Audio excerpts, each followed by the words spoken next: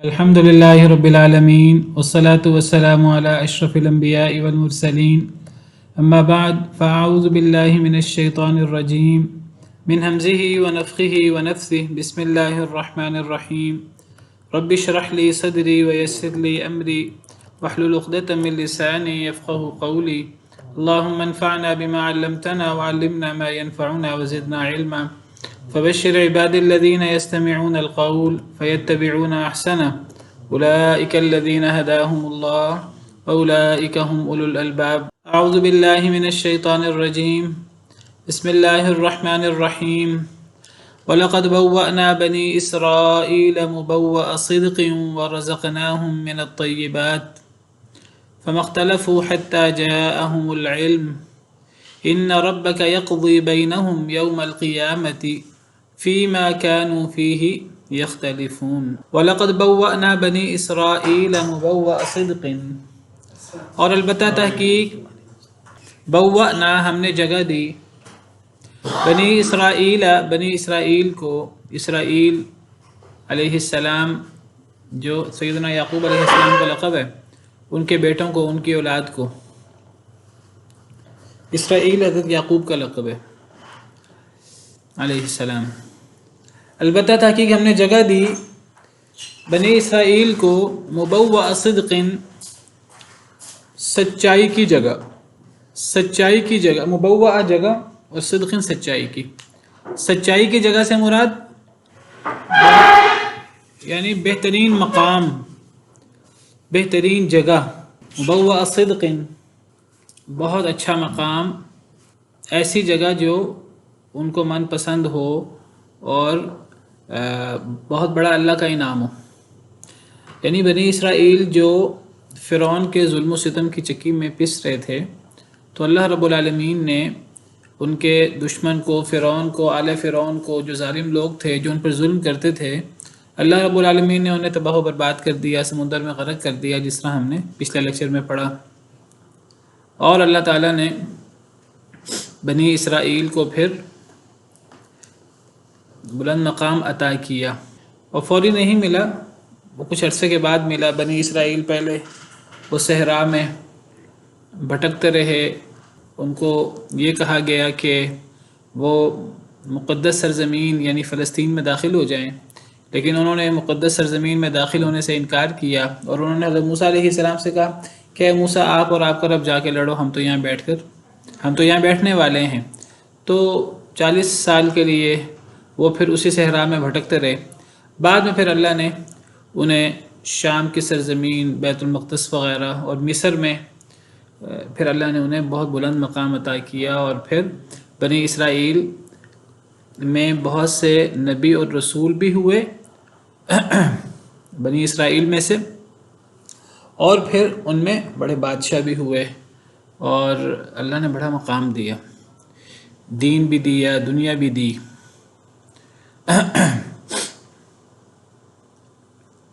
تو اللہ تعالیٰ فرماتے ہیں وَلَقَدْ بَوَّأْنَا بَنِي اسرائیل، اور البتہ تحقیق ہم نے جگہ دی بنی اسرائیل کو مبوأ صدق، سچائی کا مقام، بلند مقام. یہ صدق سے مراد سچائی کا یعنی بلند مقام. قرآن کریم میں کئی جگہ پر جب صدق کے ساتھ اللہ تعالیٰ کوئی بات کرتے ہیں تو صدق کا لفظی مطلب سچا، مراد اسے بلند مقام. تو مبوأ مقام اور صدق سچا یعنی بلند مقام، بہت بلند مقام عطا کیا، بڑی عالیشان جگہ انہیں عطا کی. جیسے سورہ یونس کے شروع میں، سورہ یونس ہم پڑھ رہے ہیں، اس کے شروع میں اللہ تعالیٰ فرماتے ہیں، سورہ یونس کی دوسری آیت ہے وَبَشِّرِ الَّذِينَ آمَنُوا، اے اللہ کے رسول بشارت دے دیجئے ایمان والوں کو، أَنَّ لَهُمْ قَدَمَ صِدْقٍ. تو قدم صدق کا لفظی مطلب ہے سچائی کے قدم، اور مراد کیا ہے؟ بلند مقام، بہترین مقام. یعنی ابھی ہم جو پڑھ رہے ہیں مبوأ صدق، سچائی کی جگہ، یعنی مراد کیا ہے کہ بڑا بلند مقام. اب یہاں بھی قدم صدق، اے نبی صلی اللہ علیہ وسلم ایمان والوں کو بشارت دیں کہ ان کے لیے سچائی کے قدم ہیں ان کے رب کے پاس. سچائی کے قدم سے مراد بلند مقام ہے، عالیشان مقام ہے ان کے رب کے پاس. اسی طرح ایک اور جگہ اللہ تعالیٰ فرماتے ہیں حضرت اسحاق اور یعقوب کے حوالے سے علیہم السلام کہ ان دونوں کو ہم نے نبی بنایا، وَوَهَبْنَا لَهُم مِّن رَحْمَتِنَا، اور ہم نے انہیں اپنی رحمت عطا کی، وَجَعَلْنَا لَهُمْ لِسَانَ صِدْقٍ، اور بنائی ہم نے ان کے لیے سچائی کی زبان، لسان زبان، اور صدقن سچائی، سچائی کی زبان، علیہ بلند، ہم نے انہیں اپنی رحمت عطا کی اور ہم نے ان کے لیے سچائی کی زبان بلند ہم نے انہیں عطا کی۔ سچائی کی زبان سے مراد ذکر خیر، اچھا ذکر، لوگ ان کا ذکر کرتے ہیں تو اچھے انداز سے ذکر کرتے ہیں، یہودی بھی، عیسائی بھی، مسلمان بھی، حضرت اسحاق ہوں یا حضرت یعقوب ہوں علیہم السلام اجمعین۔ تو اللہ تعالیٰ فرماتے ہیں کہ ہم نے بنی اسرائیل کو سچائی کا مقام عطا کیا، یعنی بلند مقام عطا کیا۔ کیوں بلند مقام عطا کیا؟ وہ جو انہوں نے مشکلات کا جو ان کو سامنا کرنا پڑا تھا، تو اس مشکلات کا سامنا کرنے پر انہوں نے صبر کیا، اللہ نے پھر آخرکار انہیں پھر بلند مقام عطا کیا۔ وَرَزَقْنَاهُم مِّنَ الطَّيِّبَاتِ، اور ہم نے رزق دیا انہیں پاکیزہ چیزوں میں سے۔ اللہ نے دینی طور پر بھی ان میں نبی بھی بنائے، اور اللہ تعالیٰ نے دنیاوی طور پر بھی انہیں پاکیزہ رزق عطا کیا، اور بڑے انعامات، بادشاہ بھی ہوئے ان میں۔ حضرت موسیٰ علیہ السلام کی زبانی اللہ تعالیٰ فرماتے ہیں کہ وَإِذْ قَالَ مُوسَىٰ لِقَوْمِهِ يَا قَوْمِ اذْكُرُوا نِعْمَةَ اللَّهِ عَلَيْكُمْ إِذْ جَعَلَ فِيكُمْ أَنْبِيَاءَ وَجَعَلَكُمْ مُلُوكًا۔ حضرت موسیٰ علیہ السلام نے اپنی قوم سے کہا ہے میری قوم اللہ کی نعمت کو اپنے اوپر یاد کرو، اِذْ جَعَلَ فِيكُمْ أَنْبِيَاءَ، کہ اللہ نے تمہارے اندر نبی بھی بنائے، وَجَعَلَكُمْ مُلُوكًا، اور اللہ نے تمہارے اندر بادشاہ بھی بنائے، وَآتَاكُمْ مَا لَمْ يُؤْتِ أَحَدًا مِّنَ الْعَالَمِينَ، اللہ نے تمہیں وہ نعمتیں عطا کی جو اللہ نے جہان والوں میں سے اور کسی کو عطا نہیں کی۔ تو اللہ نے بڑے انعامات کیے تھے بنی اسرائیل پر، یہ تو اللہ کے انعامات تھے جو اللہ نے بنی اسرائیل پر کیے۔ اللہ نے بلند مقام عطا کیا، اللہ تعالیٰ نے پاکیزہ چیزوں سے رزق دیا، لیکن انہوں نے کیا کیا آگے سے، فَمَا اخْتَلَفُوا حَتَّى جَاءَهُمُ الْعِلْمُ، بس نہیں انہوں نے اختلاف کیا حتیٰ کہ ان کے پاس علم آ گیا۔ یعنی جواباً جب اللہ نے انہیں بلند مقام عطا کیا، پھر ان کے چنگل سے نجات دی، پاکیزہ چیزوں سے رزق دیا، اب انہیں کیا کرنا چاہیے تھا؟ انہیں اللہ کا شکر ادا کرنا چاہیے تھا، اور زیادہ سے زیادہ اللہ کی اطاعت کرنی چاہیے تھی، انبیاء کرام علیہم السلام کی فرما برداری کرنی چاہیے تھی۔ انہوں نے کیا کیا؟ انہوں نے اختلاف شروع کر دیا۔ اچھا جی، اختلاف شروع کیا، عام طور پہ اختلاف ہوتا ہے جب کسی کے پاس علم نہ ہو، کوئی کہتا ہے اس طرح کر لو، کوئی کہتا ہے اس طرح کر لو، کوئی کہتا ہے اس طرح کر لو، لیکن یہ بدبخت انہوں نے کیا کیا؟ انہوں نے علم آنے کے بعد اختلاف کیا، یعنی ان کے آپس کے اختلاف کی وجہ لا علمی نہیں تھی کہ ان کو دین کا پتہ نہ ہو، اللہ اور اپنے رسول کے حکم کا پتہ نہ ہو، انہیں پتہ تھا کہ اللہ تعالیٰ کا ان سے کیا تقاضا ہے، انہیں پتہ تھا ان کے انبیاء کرام علیہم السلام انہیں کیا دعوت دے رہے ہیں۔ ان کے پاس جو علم آ گیا، تو اس علم سے مراد یہاں وہی ہے کہ اللہ تعالیٰ کی کتاب میں جو اللہ کے احکامات تھے، اور جو ان کے انبیاء کرام علیہم السلام انہیں اللہ کا حکم سناتے تھے، تو جب وہ ان کے پاس علم آ گیا، تو اب علم آنے کے بعد تو اختلاف ختم ہو جانا چاہیے۔ اللہ رسول کی بات تو حرف آخر ہوتی ہے، تو اس کے بعد اختلاف نہیں ہونا چاہیے تھا، لیکن انہوں نے علم آنے کے بعد اختلاف کیا، نہیں انہوں نے اختلاف کیا حتیٰ کہ علم آ گیا ان کے پاس۔ تو اللہ تعالیٰ بتا رہے ہیں کہ اللہ نے کتنے انعامات کیے ان پر، اور انہوں نے آگے سے کیسے بدترین عمل پھر آگے سے پیش کیا۔ انہوں نے علم آنے کے بعد اختلاف کیا۔ علم آنے کے بعد جب اختلاف ہوتا ہے تو وہ جہالت لا علمی کی وجہ سے نہیں ہوتا، وہ بغاوت کی وجہ سے ہوتا ہے، وہ ہٹ درمی کی وجہ سے ہوتا ہے، وہ تکبر کی وجہ سے ہوتا ہے۔ اور جو بندہ علم آنے کے بعد اختلاف کرے، پھر اس کا علاج کوئی نہیں ہوتا۔ جہالت کا تو علاج ہو سکتا ہے، کسی کو اگر نہیں پتا، اس کا علاج یہ ہے کہ اس کو بتا دیا جائے اللہ کا حکم یہ ہے، نبی کا فرمان یہ ہے۔ اگر کسی کے اختلاف کی وجہ جہالت ہے، تو اگر اس کو بتا دیا جائے گا کہ اللہ یہ فرماتے ہیں، نبی یہ فرماتے ہیں، تو اختلاف ختم ہو جائے گا۔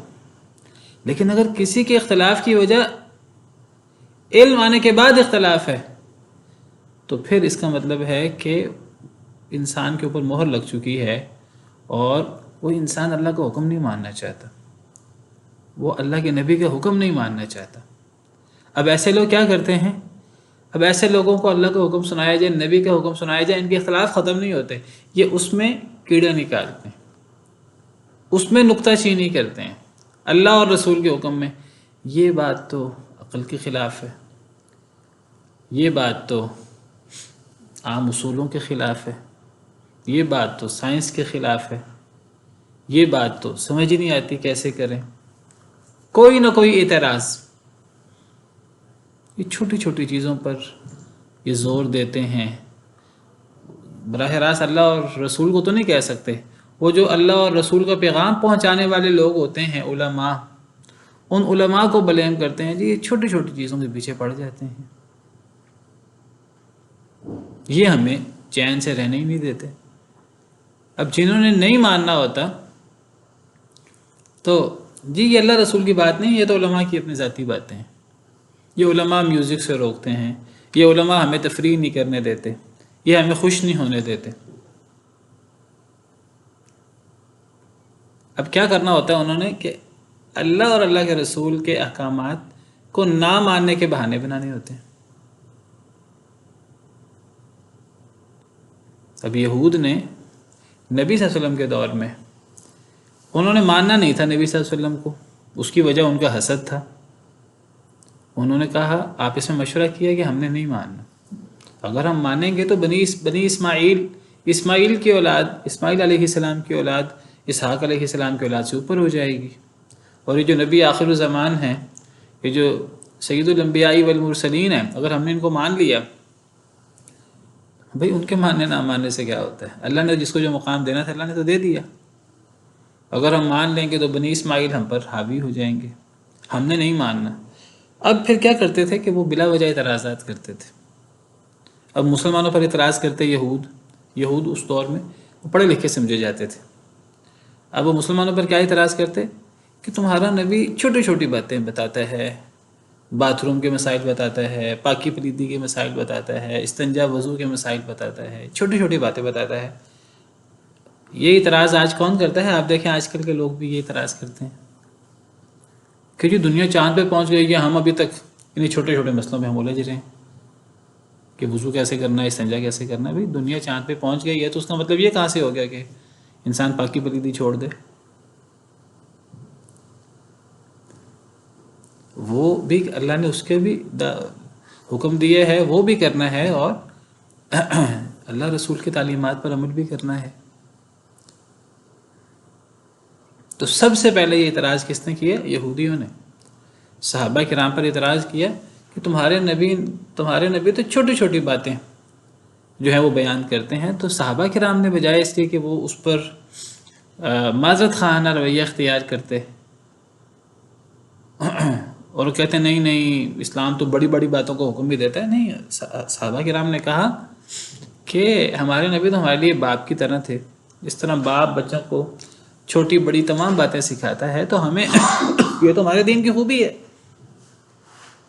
ہمارا دین ضابطہ اخلاق ہے، ضابطہ حیات ہے، وہ ہمیں ایک ایک چیز سکھاتا ہے، اور وہ ہمیں ہمارا دین نبی صلی اللہ علیہ وسلم کے واسطے سے ملا ہے۔ تو یہ تو خوبی تھی جس کو آپ عیب بنا رہے ہیں۔ تو یہ اس قسم کے اعتراضات کون لوگ کرتے ہیں؟ اعتراضات وہ لوگ کرتے ہیں اس قسم کے جنہوں نے ماننا نہیں ہوتا۔ اصل مسئلہ ہٹ درمی کا ہوتا ہے، بغاوت کا ہوتا ہے، وہ اس کو کبھی یہ بات عقل کے خلاف ہے، یہ بات فلاں کے خلاف ہے، یہ بات قرآن کے خلاف ہے، یہ بات اس کے خلاف ہے، یہ بات اس کے خلاف ہے۔ تو اللہ تعالیٰ فرماتے ہیں نہیں، انہوں نے اختلاف کیا حتیٰ کہ ان کے پاس علم آ گیا، علم آنے کے بعد اختلاف کیا۔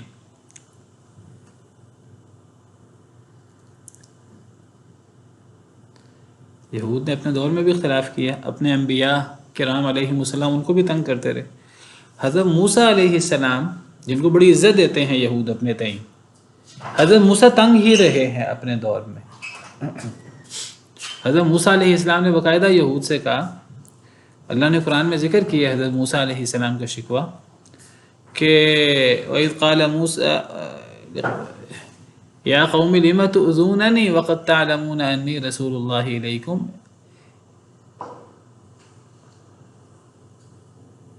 کہ اے میری قوم تم مجھے کیوں اذیت دیتے ہو حالانکہ تم جانتے ہو کہ میں تمہاری طرف اللہ کا رسول ہوں.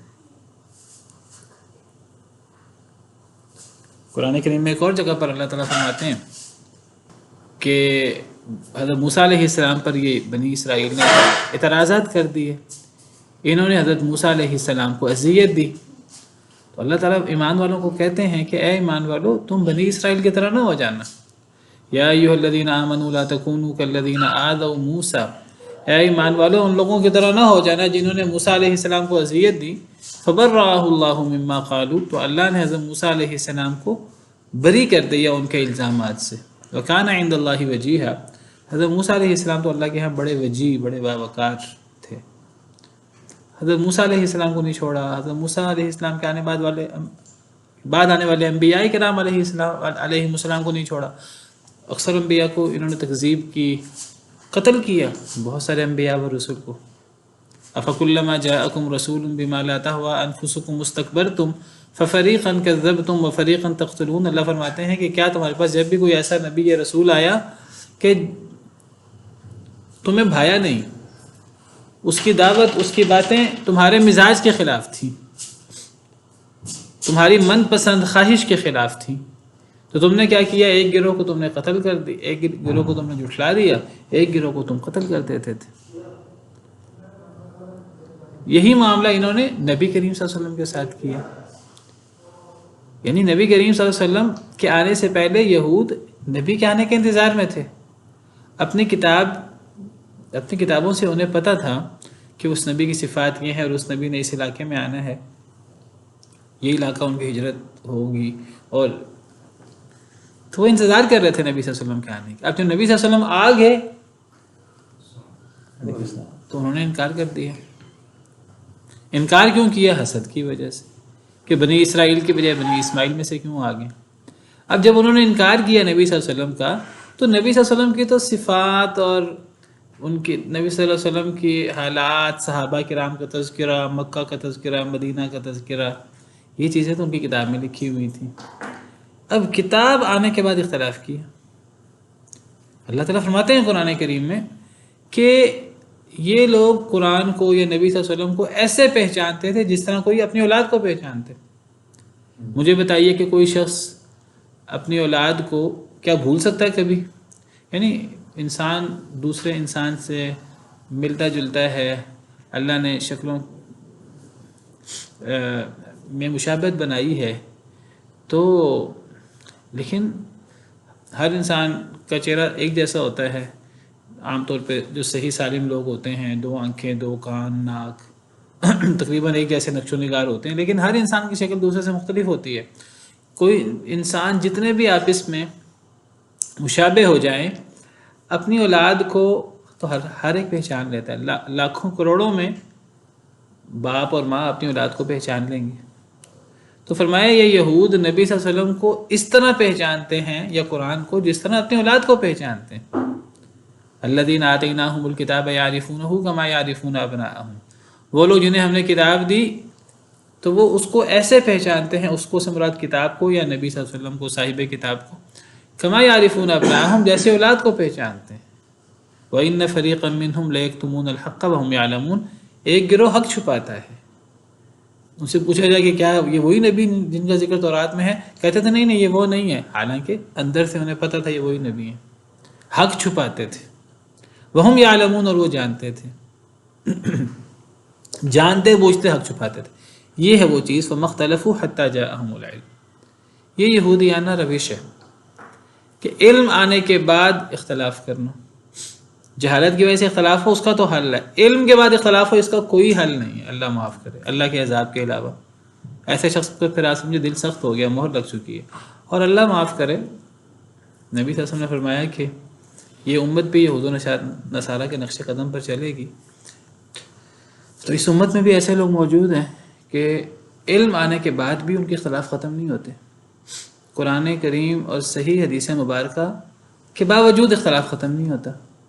یعنی قرآن و سنت کے ساتھ اختلاف ختم ہو جانا چاہیے، لیکن کیا کریں گے کہ کتاب و سنت کی تعویل کرنے کی کوشش کریں گے.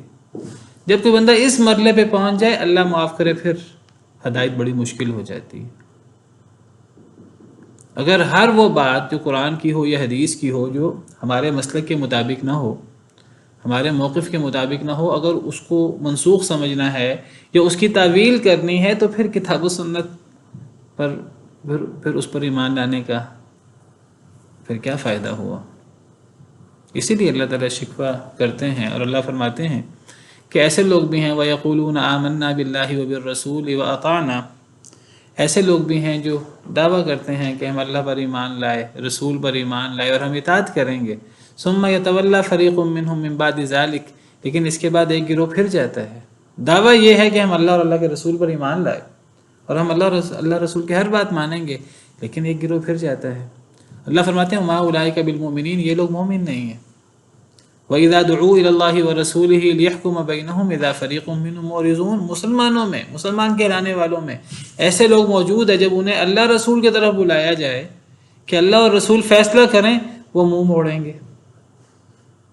اذا فریق منہم معرضون، یعنی ایک گروہ اللہ رسول پر ایمان لانے کا دعویٰ کرنے والا، انہیں قرآن و سنت کی طرف بلایا جائے تو وہ منہ موڑ لیں گے. نہیں جی، کتاب و سنت کو ڈائریکٹ پڑھ لیں تو انسان گمراہ ہو جاتا ہے. یہ تک کہنے والے اپنے آپ کو علماء کہلانے والے موجود ہیں. وَلِيَعْذُ بِاللَّهِ وَإِن يَكُن لَّهُمُ الْحَقُّ يَأْتُوا إِلَيْهِ مُذْعِنِينَ، اگر حق ان کے لیے ہو گردن جھکائے آ جاتے ہیں. جی قرآن لاؤ، سنت لاؤ. اگر ان کا موقف کتاب و سنت کے مطابق ہو تب تو سر جھکائے آ جائیں گے، اور اگر کتاب و سنت ان کے موقف کے خلاف ہو، اپنا موقف نہیں انہوں نے چھوڑنا، منہ موڑ لیں گے. اللہ فرماتے ہیں افی قلوبہم مرض، کیا ان کے دلوں میں مرض ہے؟ یعنی کون سا مرض؟ نفاق کا. امر تابو، یا یہ شک میں مبتلا ہیں کتاب و سنت کی حقانیت کے بارے میں، اسلام کی حقانیت کے بارے میں. ام یخافون ان یحیف اللہ علیہم ورسولہ، یا یہ ڈرتے ہیں کہ اللہ اور اللہ کے رسول ظلم کریں گے ان پہ. والعیاذ باللہ. بل اولئک هم الظالمون، کوئی بات نہیں ہے ان میں سے، بلکہ یہ ظالم لوگ ہیں جو قرآن و سنت کے آنے کے باوجود بھی اگر اس کے سامنے سر نہیں جھکانا تو پھر ایمان کا دعویٰ تو پھر اس کی کوئی حیثیت نہیں ہے. انما كان قول المؤمنین اذا دعوا الى الله ورسوله ليحكم بينهم ان يقولوا سمعنا واطعنا. مومن کا کام تو یہ ہے کہ جب مومن کو اللہ رسول کی طرف بلایا جائے کہ اللہ رسول فیصلہ کرے تو مومن سر جھکا دیتا ہے، سمعنا واطعنا کہہ دیتا ہے، اپنا ہر موقف چھوڑ دیتا ہے، بڑے سے بڑا دنیاوی نقصان برداشت کر لیتا ہے، ہر چیز چھوڑ دیتا ہے اللہ رسول کے پیچھے. وَأُولَٰئِكَ هُمُ الْمُفْلِحُونَ، یہی لوگ کامیاب ہیں. تو یہ یہود کی روش ہے اور بڑی خطرناک روش کہ علم آنے کے بعد اختلاف کرنا.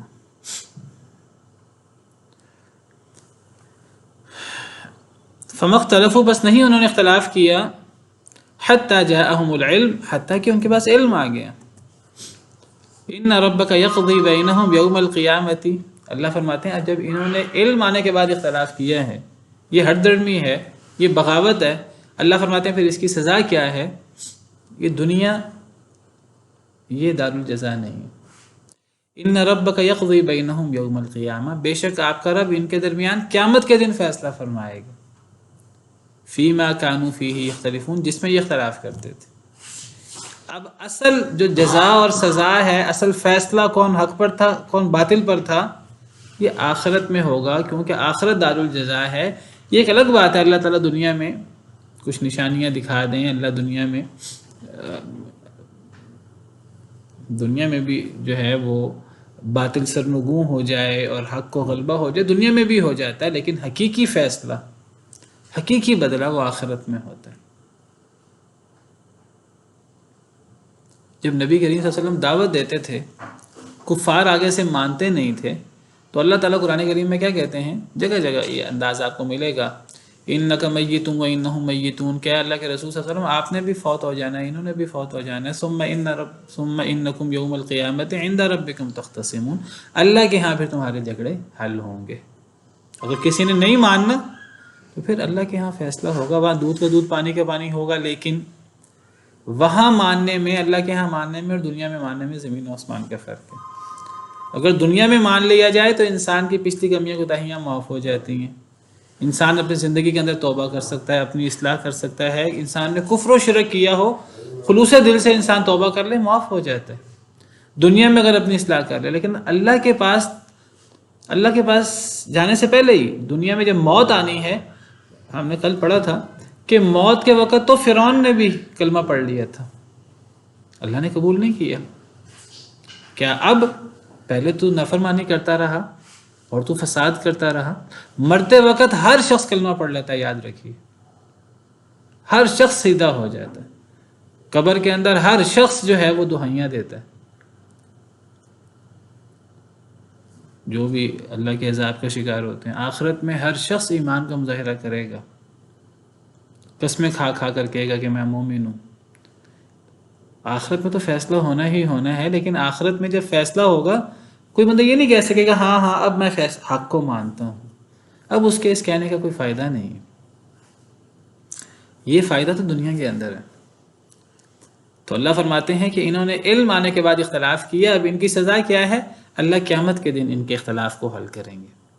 قیامت کا دن دودھ کا دودھ پانی کا پانی ہوگا، دنیا میں بھی ہو جاتا ہے، لیکن اصل یہ وعدہ قیامت کا ہے، جزا کا، بدلے کا، اختلاف حل کرنے کا۔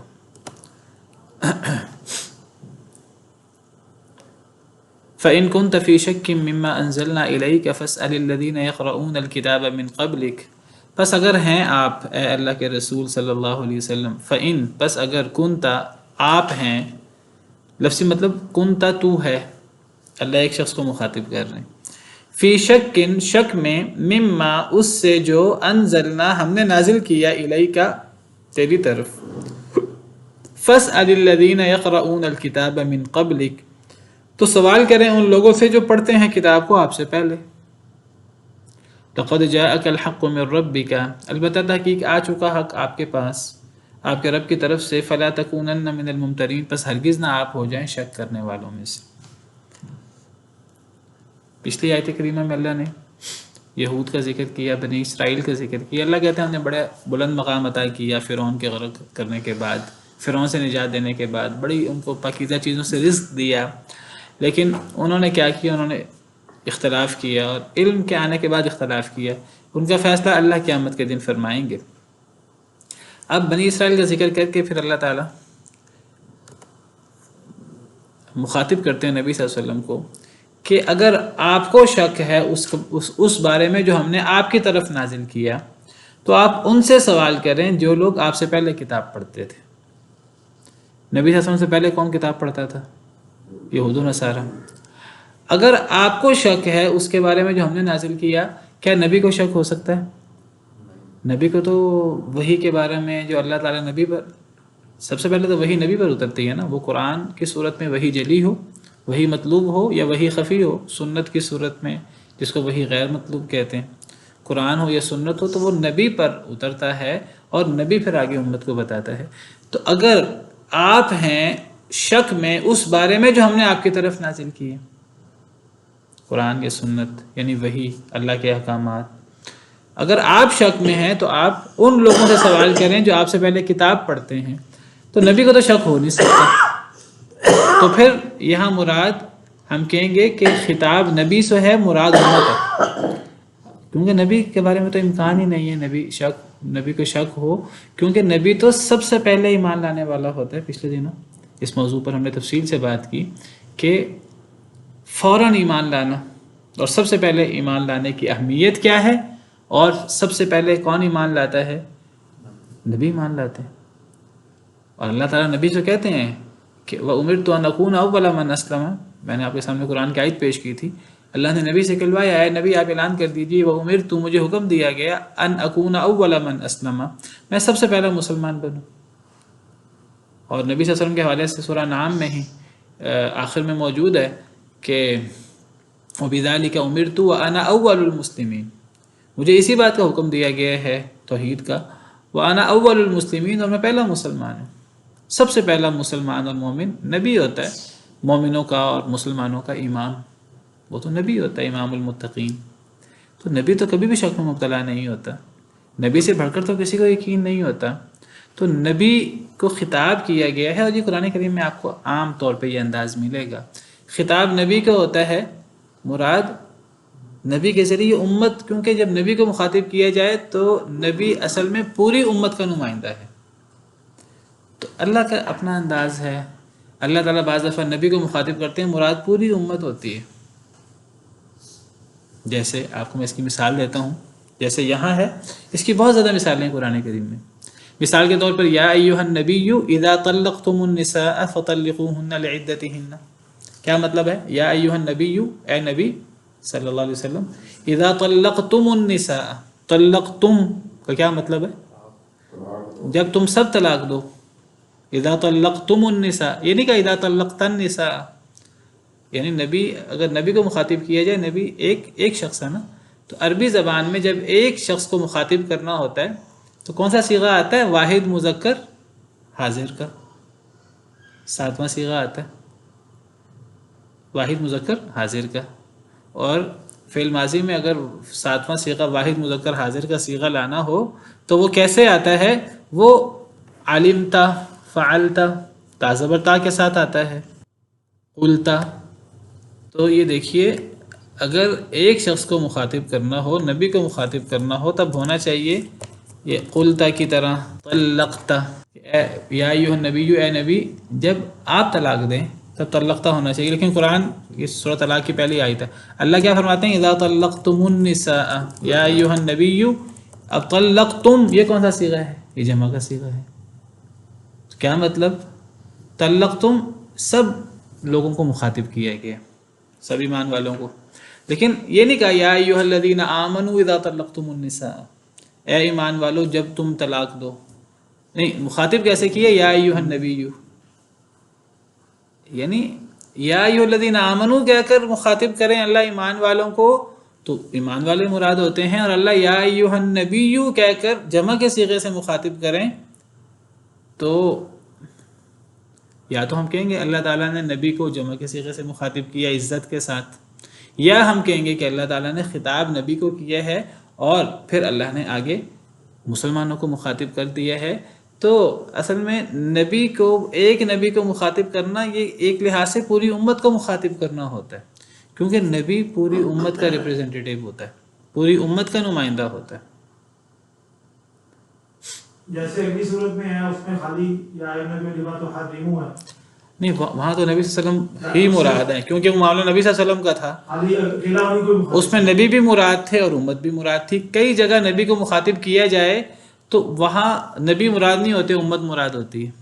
اب مثلاً اب قرآن کریم میں یہ بھی ہے کہ اے نبی صلی اللہ علیہ وسلم، اگر آپ نے شرک کیا تو آپ کے عمل بھی ضائع ہو جائیں گے۔ اب نبی سے تو شرک کا امکان نہیں ہے، تو یہاں پھر کیا مفسرین کہتے ہیں خطاب نبی کو کیا گیا ہے، مراد امت ہے، اور اصل میں نبی کو مخاطب کر کے بتانا یہ مقصود ہے کہ شرک اتنا بدترین جرم ہے کہ نبی سے امکان نہیں ہے کہ نبی سے وہ سرزد ہو جائے، لیکن اگر نبی سے بھی بالفرض یہ امکان نہیں ہے، اگر سرزد ہو جائے تو نبی کے عمل بھی ضائع ہو جائیں گے، اور اس کا امکان نبی سے نہیں ہے، خطاب نبی کو ہوتا ہے، مراد امت ہوتی ہے۔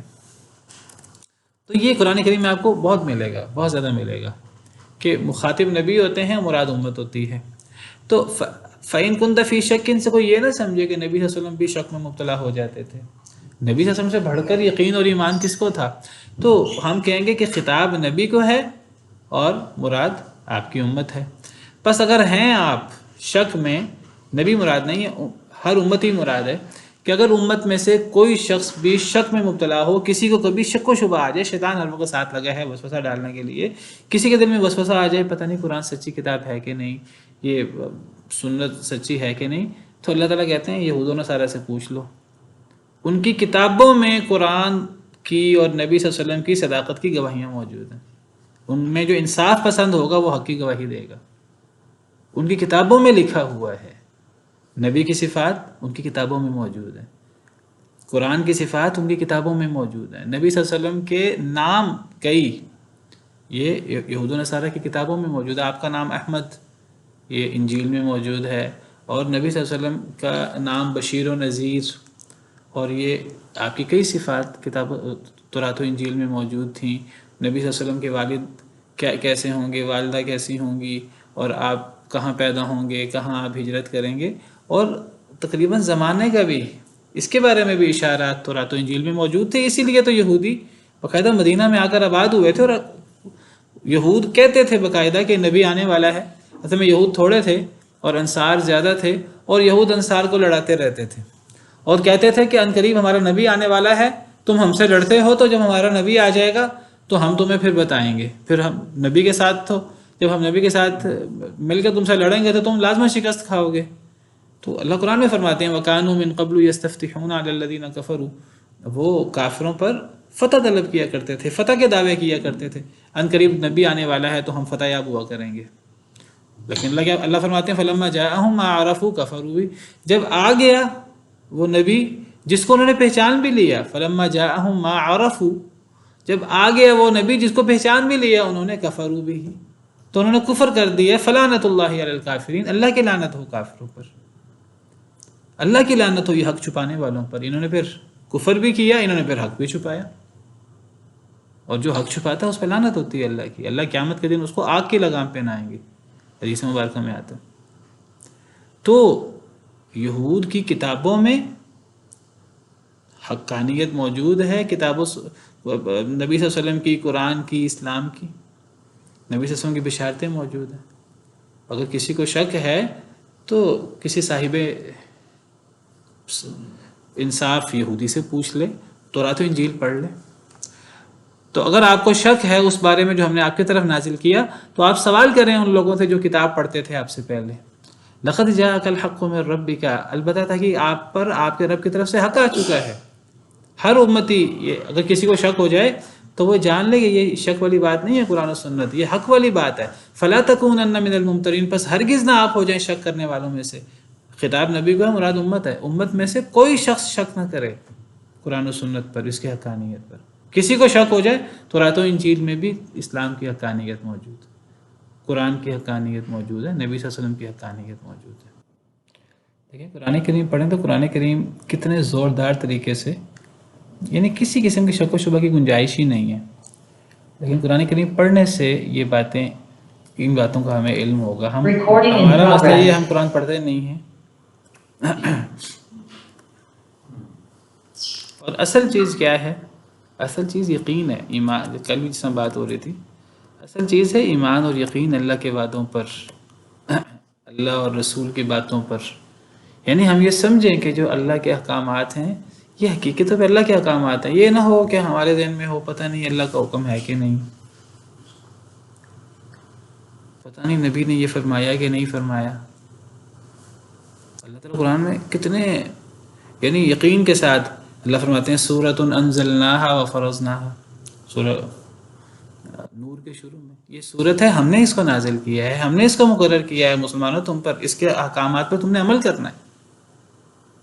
کتنی صورتوں کے شروع میں ہے کہ الف لام را تلک آیات الکتاب الحکیم، یہ حکمت والی کتاب کی آیتیں ہیں۔ تلک آیات الکتاب المبین، یہ واضح کرنے والی کتاب کی آیتیں ہیں۔ تلک آیات الکتاب و قرآن مبین، یہ کتاب کی آیتیں ہیں اور یہ واضح قرآن ہے۔ تنزیل الکتاب من اللہ العزیز الحکیم، یہ اللہ کی طرف سے آیات نازل ہوئی ہیں۔ تنزیل من الرحمن الرحیم، بہت ساری صورتوں کے شروع میں یہ ملے گا۔ تو ایک مسلمان کو ان چیزوں پر اس طرح یقین ہونا چاہیے جس طرح سورج کے اوپر ہمیں یقین ہے۔ کل کا سورج نکلنا ہے، ہم سب کو پتہ ہے کل کا سورج نکلنا ہے اور ٹائم پہ نکلنا ہے، تو ان چیزوں پر ہمیں اس سے زیادہ یقین ہونا چاہیے۔ ابو جہل نے جب ابو بکر صدیق رضی اللہ تعالیٰ عنہ سے کہا کہ تم ہر بات کی تصدیق کر دیتے ہو، اب یہ معراج والی بات کی بھی تصدیق کر دو گے؟ ابو بکر صدیق کہنے لگے کہا کس نے ہے؟ تمہارے نبی نے کہا ہے، اب اس کو بھی مانو گے؟ کہا اگر انہوں نے کہا ہے تو پھر سچ ہے۔ اسی وجہ سے حضرت ابو بکر صدیق کو صدیق کہا جاتا ہے۔ ایک مومن کا ایمان تو اس طرح کا ہوتا ہے۔ ایک شخص آیا، صحیح حدیث مبارکہ ہے، وہ کہنے لگا اے اللہ کے رسول میں بکریاں چراتا ہوں، صحیح حدیث مبارک ہے، میں بکریاں چراتا ہوں تو وہ ایک بھیڑیا آیا اور میری بکری کو اٹھا کے لے گیا، میں نے پیچھا کیا اور بھیڑیے سے میں نے اپنی بکری واپس لے لی۔ تو وہ بھیڑیا اپنے پچھلے قدموں پر بیٹھ گیا اور انسانوں کی طرح بول کر کہنے لگا کہ تم مجھ سے میری خوراک کیوں واپس لیتے ہو؟ تو یہ شخص بڑا حیران ہوا کہ بھیڑیا انسانوں کی طرح باتیں کر رہا ہے۔ تو بھیڑیا کہنے لگا کہ تم حیران ہو رہے ہو میری بات پر، تمہارے اندر نبی موجود ہیں۔ وہ بھیڑیا نے نبی صلی اللہ علیہ وسلم کی صداقت کی بات کی اور نبی کریم صلی اللہ علیہ وسلم کی سچائی کی بات کی۔ ہم انسان ایمان لائیں نہ لائیں، جانور ایمان لاتے ہیں نبی صلی اللہ علیہ وسلم پر۔ اونٹ آپ کو سجدہ کرتے تھے، صحیح حدیث مبارکہ میں موجود ہے، پتھر آپ کو سلام کرتے تھے، اونٹ آپ سے شکایت کرتے تھے کہ ہمارا مالک ہم پہ ظلم کرتا ہے۔ تو بھیڑیے نے جو ہے وہ نبی صلی اللہ علیہ وسلم کی صداقت کی بات کی۔ تو یعنی یہ ہمیں کتاب و سنت اور اس کی باتوں پر ہمیں یقین ہونا چاہیے 100%۔ اگر یہ یقین ہوگا تو پھر ہی مسلمان جو ہیں وہ گویا کہ صحیح طریقے سے اس پر عمل کر سکیں گے اور پھر دنیا میں غالب بھی ہوں گے۔ اور اگر یہ یقین نہیں ہوگا، شکوک و شبہات ہوں گے، تو پھر ان شکوک و شبہات کے ساتھ پھر وہ فوائد حاصل نہیں ہو سکتے جو اللہ نے قرآن کے حوالے سے اور دین اسلام کے حوالے سے اللہ نے جن کا وعدہ کیا ہے۔ تو اللہ تعالیٰ فرماتے ہیں وَلَا تَكُونَنَّ مِنَ الَّذِينَ كَذَّبُوا بِآيَاتِ اللَّهِ، اور ہرگز نہ ہو جائیں اے اللہ کے رسول صلی اللہ علیہ وسلم، واحد کا صیغہ ہے، اور ہرگز نہ آپ ہو جائیں ان لوگوں میں سے جنہوں نے جھٹلایا اللہ کی آیات کو۔ فَتَكُونَ مِنَ الْخَاسِرِينَ، اگر ایسا ہوا تو آپ خسارہ اٹھانے والوں میں سے ہو جائیں گے۔ کیا کہیں گے یہاں؟ کون مراد ہے؟ خطاب نبی کو ہے، مراد امت ہے؟ نبی تو اللہ کی آیتوں کو نہیں جھٹلاتے تھے، تو خطاب نبی کو ہے، مراد امت ہے۔ اصل میں نبی صلی اللہ علیہ وسلم کو کیوں مخاطب کیا گیا؟ جیسے میں نے کہا کہ نبی اکیلے پوری امت کی طرف سے نمائندہ ہیں، نبی کو اکیلے کو خطاب کیا جائے پوری امت مراد ہے، لیکن یہاں یا ایھا الذین آمنوا بھی آ سکتا تھا، جمع کا صیغہ بھی آ سکتا تھا۔ کئی دفعہ نبی صلی اللہ علیہ وسلم کو اس لیے مخاطب کیا جاتا ہے کہ کوئی بندہ نیکی کے نام پہ اپنے آپ کو اللہ کے احکامات سے مستثنیٰ نہ قرار دے دے، اور یہ ایک شیطان کا بڑا ایک حربہ ہے کہ شیطان وسوسہ ڈالتا ہے کہ یہ دین کے احکامات تو عام مسلمانوں کے لیے ہوتے ہیں، یہ جو تھوڑے سے لوگ نیکی پر پہنچ جاتے ہیں، اللہ کے ولی بن جاتے ہیں، پھر وہ دین کے احکامات سے مستثنیٰ ہو جاتے ہیں۔ اللہ بتاتے ہیں دین کے احکامات سے تو نبی بھی مستثنیٰ نہیں ہے، یعنی اگر بالفرض امکان نہیں ہے، اگر نبی بھی اللہ کی آیتوں کو جھٹلائے تو نبی بھی خسارہ اٹھائے گا، تو پھر اس کے پیچھے کیا رہ جاتا ہے؟ یہ اسی طرح کی آیت ہے جیسے میں نے ذکر کیا کہ نبی بھی شرک کرے، اللہ نے نبی صلی اللہ علیہ وسلم کا اکیلے بھی ذکر کیا وَلَقَدْ أُوحِيَ إِلَيْكَ وَإِلَى الَّذِينَ مِنْ قَبْلِكَ لَئِنْ أَشْرَكْتَ لَيَحْبَطَنَّ عَمَلُكَ، آپ پر بھی یہ وحی کی گئی اور آپ سے پہلے جن پر وحی ہوئی ان پر بھی یہ وحی کی گئی کہ اگر آپ نے بھی شرک کیا تو آپ کے عمل بھی ضائع ہو جائیں گے۔ یہ بات نبی صلی اللہ علیہ وسلم کو بھی کی گئی، اور یہ بات اللہ تعالیٰ نے ایک جگہ پر 18 انبیاء کا ذکر کیا سورہ انعام میں، اور 18 انبیاء کرام علیہم السلام کو اکٹھا اللہ نے خطاب کر کے فرمایا کہ وَلَوْ أَشْرَكُوا لَحَبِطَ عَنْهُمْ مَا كَانُوا يَعْمَلُونَ، اگر یہ 18 کے 18 انبیاء بھی شرک کر لیں ان کے اعمال بھی ضائع ہو جائیں۔ سوال پیدا ہوتا ہے انبیاء سے تو امکان ہی نہیں ہے شرک کا، تو یہ بتانا مقصود ہے جو اسلام میں ہم نے یہ تقدس رکھا ہوا ہے، یہ غلط قسم کا تقدس، یہ شیطانی وسوسہ ہے کہ جی یہ تو فلاں لوگ جب اس مرتبے پہ پہنچ جاتے ہیں پھر وہ دین کے احکامات کے مکلف نہیں رہتے، پھر ان سے دین کی پابندیاں ختم ہو جاتی ہیں۔ یہ تصور یہ شیطانی تصور ہے، یہ صحیح تصور نہیں ہے، یہ وسوسہ ہے۔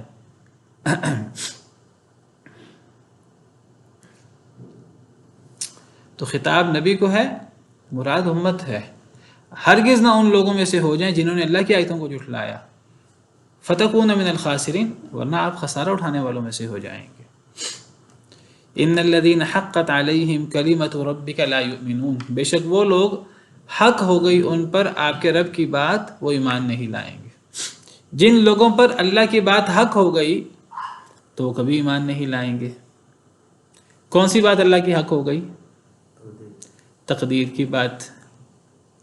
کون سی تقدیر کی بات؟ کہ یہ جہنمی ہے، اللہ نے جہنم بھی تو بنائی ہے نا، تو جن پر جہنمی ہونے والی بات حق ہو گئی وہ کبھی بھی ایمان نہیں لائیں گے۔ وہی پہ مشہور سوال، پہلے آیت مکمل کر لیں اگلی، وَلَوْ جَاءَتْهُمْ كُلُّ آیَةٍ، اگرچہ آ جائے ان کے پاس ہر قسم کی نشانی بھی، ہزاروں نشانیاں بھی دیکھ لیں، بڑی بڑی چاند دو ٹکڑے ہوا، اس قسم کی ہزاروں لاکھوں نشانیاں بھی دیکھ لیں، ایمان نہیں لائیں گے، کیونکہ ان پر آپ کے رب کی بات سچی ثابت ہو چکی ہے۔ ایمان نہیں لائیں گے حتیٰ یروا العذاب العلیم، حتیٰ کہ یہ دردناک عذاب کو دیکھ لیں۔ یہ دردناک عذاب کو دیکھنے تک، موت تک اور عذاب آنے تک انہوں نے ایمان نہیں لانا۔ ہزار نشانیاں بھی دیکھ لیں تو ایمان نہیں لانا۔ پھر وہی مشہور سوال کہ اگر اللہ نے پہلے سے ہی لکھ رکھا ہے کہ یہ جہنمی ہیں اور ان پر اللہ کی بات حق ہو چکی ہے، تو پھر ان کے لیے یہ سزا کیوں ہے؟ کیا جواب ہے اس بات کا؟ اللہ نے بتایا تھا نا کسی کو کہ تم جانتے ہو۔ اللہ نے بتایا نہیں ہے کسی کو۔ اور کوئی؟ السلام علیکم ورحمۃ اللہ وبرکاتہ۔ وعلیکم السلام۔ وہ اللہ تعالیٰ کا ارادہ ہے، کونیا اور شریعہ جو آپ نے بتایا تھا کہ اللہ تعالیٰ چاہتے نہیں ہیں کہ ایسا ہو، لیکن اللہ تعالیٰ کی مشیت ہے اور اللہ اپنے علم کے بنا پہ جانتے ہیں کہ یہ انسان ایسے کرے گا۔ ہزار اللہ کو علم ہے اس چیز کا۔ جی، یہ اللہ کے ارادہ کونی اور اللہ کے ارادہ شریعہ کی بحث ہے۔ تو یہ اللہ کا ارادہ کونیہ ہے، یہ اللہ کی مرضی نہیں ہے، یہ اللہ کا حکم ہے۔ یا اس کو آسان الفاظ میں اگر سمجھانا چاہیں تو وہ یہ ہے کہ اصل میں جب اللہ نے جنت کے ساتھ جہنم بنائی نا، جہنم اللہ نے کیوں بنائی؟ جہنم اللہ نے اس لیے بنائی کہ اللہ نے انسانوں جنوں کو اختیار دیا ہے۔ اللہ نے جب انسانوں جنوں کو اختیار، کوئی بندہ سوال کرے جی جہنم کیوں بنائی؟ اللہ جہنم نہ بناتے؟ پھر اللہ نے جہنم بنائی ہے، اللہ نے اس لیے بنائی ہے جہنم کہ اللہ کو پتہ ہے جب اللہ نے اختیار دینا ہے انسانوں اور جنوں کو تو بہت سارے لوگوں نے اس اختیار کا غلط استعمال کرنا ہے، بہت سارے لوگوں نے شیطان کے پیچھے لگنا ہے۔ اللہ ہدایت بھیجیں، اللہ سینکڑوں طریقے سے انہیں ہدایت دیں اور اللہ پھر کر ان کے لیے حق بیان کریں قرآن کریم میں، پھر بھی انہوں نے نہیں ماننا۔ اللہ کو پتہ ہے، چونکہ اللہ نے اختیار دیا ہے اور اللہ کو پتہ ہے اختیار دینے کے بعد اب بہت سارے لوگ ایمان نہیں لائیں گے۔ یہ مطلب ہے اللہ کی بات سچی ثابت ہو جانا ان لوگوں پر۔ یہ مطلب ہے کہ اللہ کی یہ بات کہ میں جہنم کو ایسے لوگوں سے بھر دوں گا، شیطان سے اور ایسے لوگوں سے جہنم کو بھر دوں گا، یہ مراد ہے کہ یہ وہ لوگ ہیں جن پر اللہ کی یہ بات سچی ثابت ہو گئی۔ دیکھیے، ایک ہیں تمام مخلوقات، ان کے پاس اختیار نہیں ہے، وہ اللہ کی عبادت پر مجبور ہیں، اللہ کی بات ماننے پر۔ ان میں وہ لوگ اتنی عقل بھی نہیں رکھتے، لیکن فرشتے وہ عقل رکھتے ہیں، وہ عاقل ہیں، ان کے پاس بھی اختیار نہیں ہے۔ اب جب اللہ نے انسان کو پیدا کرنا چاہا، یہی سوال فرشتوں کو پیدا ہوا تھا سورہ بقرہ میں جو ہم نے پڑھا۔ یہ فرشتوں نے کہا ہے اللہ آپ انسان کو کیوں پیدا کرتے ہیں؟ انسان تو فساد کرے گا، قتل و غارت کرے گا۔ جہاں تک نیکی کی بات ہے کہ یہ نیکی بھی کریں گے تو نیکی تو ہم ان سے زیادہ کرتے ہیں۔ تو اللہ نے فرمایا تھا میں زیادہ جانتا ہوں، میں وہ جانتا ہوں جو تم نہیں جانتے۔ یعنی انسان کو جب اللہ نے بنایا تو انسان اختیار کے ساتھ اللہ کی عبادت کرے گا۔ اب جو اختیار کے ساتھ اللہ کی عبادت کرے گا اس کے لیے اللہ نے اتنا بڑا مقام رکھا ہے کہ اللہ نے جنت رکھی ہے اور بہت بڑی نعمتیں رکھی ہیں۔ لیکن جب اللہ نے اختیار دیا انسان کو، اور جو اختیار کے ساتھ اللہ کی عبادت کرے اس کا مقام فرشتوں سے بھی بڑھ گیا، وہ فرشتوں کا مسجود بن گیا، فرشتوں نے سجدہ کیا۔ تو جب اللہ نے اختیار دیا تو اس اختیار کا ایک منفی نتیجہ بھی ہے، وہ یہ ہے کہ بہت سارے لوگ ایمان نہیں لائیں گے۔ بھئی نہ لائیں، جب وہ لوگ ایمان نہیں لائیں گے، اب ایک بات ہے، اب اللہ نے ان کو ایمان لانے پر مجبور نہیں کرنا دیگر مخلوقات کی طرح۔ یہ فرق ہے انسان کا، جنوں کا اور دیگر مخلوقات کا، کہ باقی مخلوقات مجبور ہیں اللہ کی اطاعت پر، انسان اور جن مجبور نہیں ہیں۔ یہ فرق ذہن میں رکھیں تو یہ مسئلہ تقدیر کا سمجھ میں آ جاتا ہے۔ اگر ہم کہیں کہ اللہ نے جہنم کیوں بنائی ہے، اصل میں اس سوال کا اصل مطلب پتہ ہے کیا ہے؟ اس کا مطلب یہ ہے کہ اللہ کو انسان کو اختیار نہیں دینا چاہیے تھا۔ اللہ نے انسان اور جنوں کا یہی تو فرق رکھا ہے باقی مخلوقات سے۔ اب اس اختیار کے نتیجے میں انسان اور جنوں کو بہت بڑا فائدہ بھی ہو جاتا ہے۔ جو لوگ اللہ کے دیے ہوئے اختیار کے باوجود بھی اللہ کی بات مانتے ہیں تو جنت کے مستحق ہوتے ہیں، لیکن اس کا ایک بہت بڑا نقصان بھی ہے کہ جو نہیں مانے گا وہ جہنم میں جائے گا۔ یہ ہے اللہ کی بات سچی ثابت ہونا۔ جو لوگ کافر ہیں اور جنہوں نے جہنم میں جانا ہے، ان پر اللہ کی بات سچی ثابت ہو جاتی ہے، ان پر بات اللہ کی حق ہو جاتی ہے۔ اللہ کی بات حق ہونے کا یا اللہ کا کلمہ سچ ہونے کا مطلب کیا ہے کہ اللہ نے جو ان کو اختیار دیا تھا، تو اختیار دینے کا مطلب یہ تھا کہ کچھ لوگ ایمان نہیں لائیں گے، ان کو سینکڑوں نشانیاں بھی دکھا دی جائیں، جیسے مرضی کوشش کر لی جائے، وہ ایمان نہیں لائیں گے، کیونکہ اصل میں سب کب ایمان لاتے ہیں؟ سب تب ایمان لاتے ہیں جب اختیار نہ ہو۔ اسی لیے سب فرشتے مومن ہیں، سب اللہ کی مخلوق مومن ہے، کیونکہ اختیار نہیں ہے۔ جب اختیار آئے گا تو لازماً کچھ لوگ ہوں گے جو ایمان نہیں لائیں گے۔ اور اگر اللہ کسی کو اختیار دے دیں، اب اللہ نے سب مخلوقات کو اختیار نہیں دیا، 2 مخلوق کو اللہ نے اختیار دے دیا، اور جو اللہ اختیار دے دیں، اب اگر کوئی یہ تقاضا کرے اللہ تعالیٰ سے، یا کوئی یہ سوال کرے کہ اے اللہ جن کو آپ نے اختیار دیا ہے وہ سب ایمان کیوں نہیں لے آتے، تو اللہ پھر ناراض بھی ہوتے ہیں، پھر اللہ ڈانٹتے ہیں اس سوال پر۔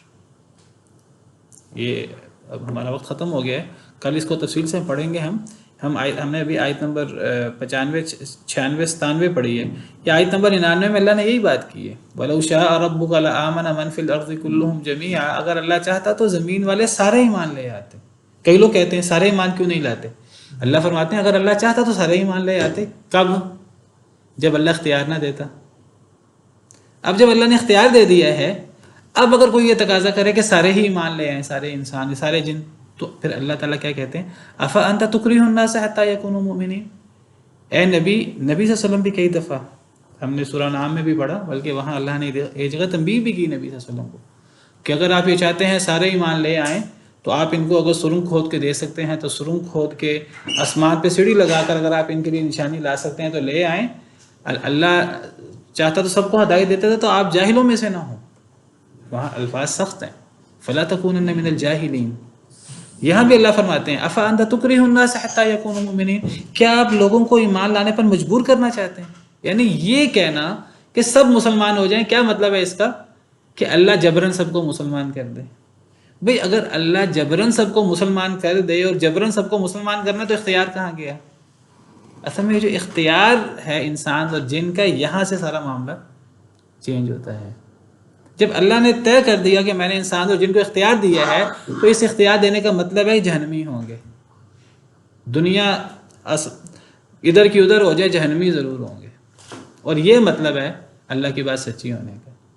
اور اس پر کئی لوگ پھر سوال کرتے ہیں کہ جب اللہ نے پہلے سے ہی جہنم بنا دی ہے، جب اللہ نے پہلے سے ہی کچھ لوگوں کو جہنمی لکھ دیا ہے، تو پھر ان کا کیا قصور ہے؟ بھئی اللہ نے اختیار دیا ہے، اب اللہ نے مجبور نہیں کیا کسی کو ایمان لانے پر، کفر کرنے پر، مجبور اللہ نے کسی کو نہیں کیا۔